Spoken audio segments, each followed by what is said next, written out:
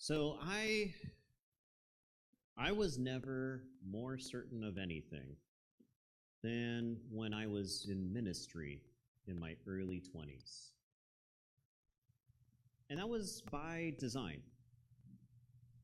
The churches that had such a huge role in raising me poured into me. And a lot of that was, dependent on the formulas that we trusted in, And then I went to Bible college, and the same. I trusted my mentors and my teachers, and they poured into me, and they trusted me in return. They trusted me to toe the line. They trusted me to continue on these same teachings. And so I was dogmatic and fiercely zealous, like we see in so many folks all throughout our society right now, with microphones, social media, various street corners, even in our own city. Had it all figured out. You want to know the truth? The only truth that matters? I had it. We had it. Why are we here? Hey, good news, we've got the answer to that. How do I live a good, fulfilling life? Well, we know that too. We're the only ones who know that. How about a life that is satisfying? How do I love? How do I be loved back? How do I not feel so alone in this world? We had all that. The worst harm I've ever perpetrated in my life was a part of that framework of certainty. And none of it was intentional wrongdoing. It all came from a place of genuineness.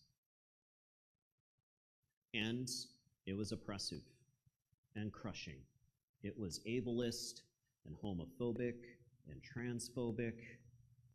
It was unexaminedly racist, because, we're good people, and good people can't be racist.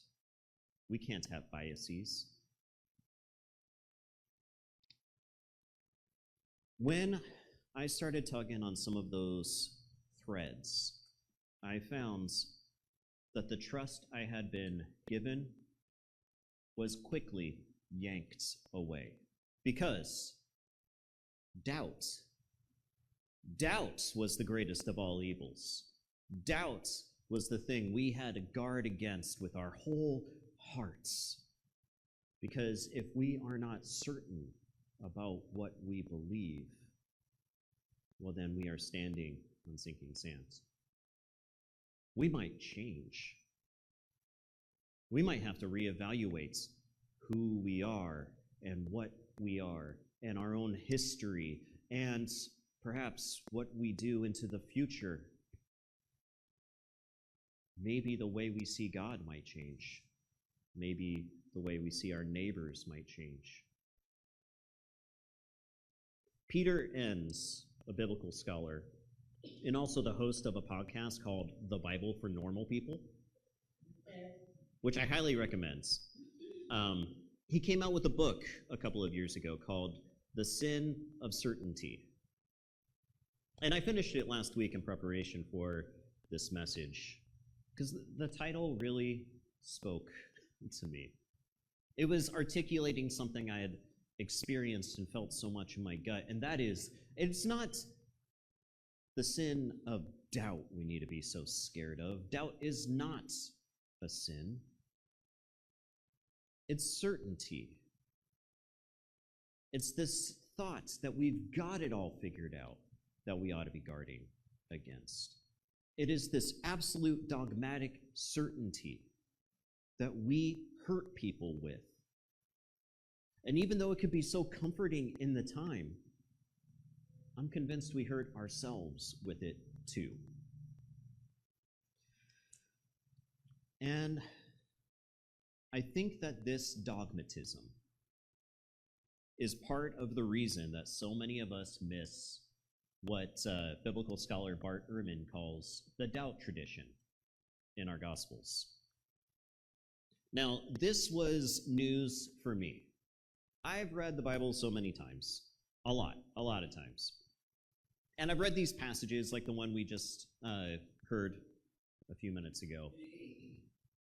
I've read them so many times, and I missed this common denominator in the pages of Mark and in the pages of Matthew and in the pages of Luke. I didn't miss it in John because we all know the story of doubting Thomas if you've been going to church long enough. I actually think that us folks with the UCC, those of us who've been a part of like progressive Christianity for a while, finds Thomas to be this kindred soul. You know, we find this like, Thomas, he's like us. He's kind of a skeptical dude. But he's not alone in that. The book of John's not alone in talking about these doubting disciples. Mark, the earliest gospel, you might remember from Easter last year, it ends originally with women finding the empty tomb of Jesus, and there's a man wearing a white tunic who says, Jesus isn't here, he's in Galilee, just like he said. He rose again, and he's waiting for you there. And the women were so terrified, they ran away, and they never told anyone anything. The end. That's how Mark originally ends. We have other endings in Mark now, because later scholars were like, hey, that's really unsatisfying. I don't like that. So they pull from Matthew and Luke and a bit from John, and they put it back in there just because they want, we want a bit more of a bow, like, well, and then Jesus appeared to them and said, hey guys, how's it going? Matthew, Jesus appears to the disciples, and they think he's a ghost, and then he proves himself to be with them. And a similar thing happens in Luke. Now, it's interesting to me that in the book of Luke, you get these two disciples who Jesus appeared to on the road. They say to the rest of Jesus's main group, hey guys, when the women were saying Jesus rose again, and we were like, you're all crazy. Well, we were having supper, and Jesus appeared to us and then vanished. And they're like, right, sure. Whatever the women were eating or drinking or smoking, apparently you guys had some too. And we're not so sure about all that. And then poof, Jesus appears and he says, peace be with you, which must have been terrifying because the guys still don't believe Jesus is physically resurrected. They think he's a ghost. Peace be with you might as well be boo, right? They're terrified, and he's like, look, no, I'm not a ghost. I really did physically resurrect. Here, do you have some food lying around? We all know ghosts don't eat food. And he starts, he eats. And then they start believing. In the book of Acts, which is the follow-up to the book of Luke, it's the companion book. Our writer tells us that Jesus appears to the disciples over 40 days, continuously demonstrating that he did indeed rise from the dead. He's not a ghost. He continues to eat with them. He even does some miracles. It's like, no, guys, no, it's true. Which makes me wonder, if your dearly beloved departed rose from the dead and came over to you one night, what would it take for you to believe that actually is happening? Would it be one appearance? Would you need to have dinner with them in order to believe they're actually alive? Would you need them to live with you, like in the spare bedroom if you have one, or like sleep on the couch for a month or 40 days before you're like, okay, I think they actually, like, they're not dead, they're alive? I don't know. I don't know. So we have these folks who lived and slept by Jesus. They sold what they had to contribute to this ministry they were a part of and to share with others who were a part of that group so they can continue to do this work. They put their lives on the line. They lost a lot. Now, in the book of Luke, they're cowering in fear, hiding because they don't want to be killed by the same people who killed Jesus. And here they have doubt. They have doubt. That's just part of their story. The doubt is just part of their story. Bart Ehrman, the writer of Misquoting Jesus, currently, that's one of his podcasts too. I also recommend that one. He's a biblical scholar. He's the one who pointed this out for me. He's one of the ones who's showing this thread, this thing that's so easy to gloss over, the doubt tradition. And he opines, we don't know why this is here, but perhaps it's because the early Christian communities knew that some of the disciples didn't believe in the resurrection. Or maybe they didn't all see the resurrection the same way. I'm going to give an example of how that could work. Paul, who was not part of the original 12 disciples, he speaks of the resurrected Jesus. He is the first person to write about these, just a couple of decades after Jesus would have lived and died. But Jesus appeared to him in a vision, he says. And when he talks about the resurrected body, he's talking about a spirit body, which is in the ancient Greek kind of Platonic mindset, kind of a body and kind of not. It's made of spiritual ectoplasmic stuff. I'm not entirely sure how that works, but if you picture the way a lot of us thought of gods in the ancient world, it's like that. It's a body of divine stuff. Can't be earthly stuff because when you die, we don't want a body that'll crumble into dust. We want the good stuff. We want a healthy, happy, luminescent body, apparently. So Paul seems to think of resurrection differently than how some of our Gospels seem to think of the resurrected body. Maybe these stories are trying to explain how Christians, little tiny small groups that they are, have these different ideas. Perhaps.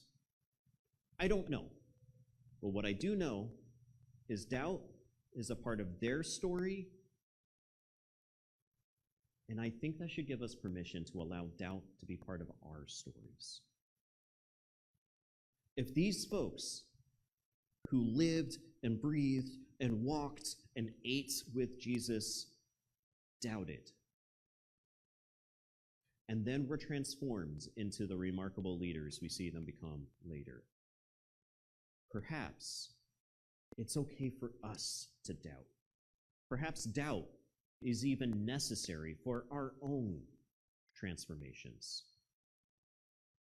I'll tell you one thing that I don't think helps us grow as people: the dogmatic resistance to change altogether. That won't help us. We're in a season where people are battening down the hatches on what they believe with such fierce resistance to change. That is toxic. If you don't believe that you can become a healthier person, I'm not so sure you're gonna become a healthier person. If we don't believe that we can possibly do better as a society, are we ever gonna do better? If we believe that everything is the way it's supposed to be, then we're gonna be committed to keeping everything the way it is. And a society like that, you know what a society like that doesn't see? A society like that doesn't see slavery end. Slavery in the 1800s is just the way the world is. And how dare those heretical abolitionists tell us that the world can be different than it is? If the world is the way it's supposed to be and it can't change, it shouldn't change. We need it to remain the same. How dare you tell me that something in the Bible maybe shouldn't be happening now? That's how we oppose the suffragette movement. That's how we keep women from voting and having the same rights as men in the early 1900s. And these are the same arguments that were used against that. Hey, women are subordinates to men in the Bible. That's the way it's supposed to be. Yeah, but maybe that's not the way it should be. Can we imagine that we can do better? Can we doubt that that is as good as things can get? That that's the way it's supposed to be? And you could do this again and again and again with all the evils around us. We have to have hungry people. Jesus said, "You will always have the poor amongst you, so enjoy your time with me." Therefore, Jesus has given us a way out of feeding people. Wait a minute, didn't Jesus feed people like all the time? That was like one of his things. Yeah. Well, maybe we don't have to be scared of LGBTQIA+ people. Maybe we don't have to be scared of that. Maybe we could just love them. Maybe we could just love ourselves. Yeah, but there's like 6 passages in the Bible that, makes me think we shouldn't for some reason. Well, doesn't Jesus say, love God and love your neighbor as yourself? And then he goes into this whole long story about how you should love people who are different than you, even the Samaritans, who are the enemies of the Jewish people. Doesn't Jesus do that? Doesn't Jesus even say, love your enemies? If you got to be so determined to villainize an entire group of people, Jesus is telling you to love them. Can't we imagine that the world can be better than that? That our LGBTQIA+ siblings, friends, family, us, can just be treated like normal folks without fear of being persecuted by Christians or anyone else? Doubt is transformative. At least it can be. Doubt doesn't have to alienate us from God or from community. But if you happen to be a part of a community where doubt is not allowed, whether you're here in this room and you're just visiting or you're seeing us online, I want to tell you, you don't have to settle for that. You can be who you are. You could be where you are on your journey, and you don't have to have it figured out. You don't. Maybe the answers that you need will come. Maybe they will come very slowly. Maybe they won't come at all. You don't have to have it figured out to be loved by God, to be loved by other people, to love, to be a part of a community, to experience change in your whole life, to grow. I want to end with a quote that Blair read earlier. This is coming from somebody who left a very dogmatic place himself. This passage I'm going to read from The Sin of Certainty, I have found to be true in my life. And it's part of how I ended up here. Doubt is sacred. Doubt is God's instrument, will arrive in God's time, and will come from unexpected places, places out of your control. And when it does, Resist the fight or flight impulse. Pass through it patiently, honestly, and courageously, for however long it takes. True transformation takes time. As Ephesians says, let us be transformed by the renewing of our minds.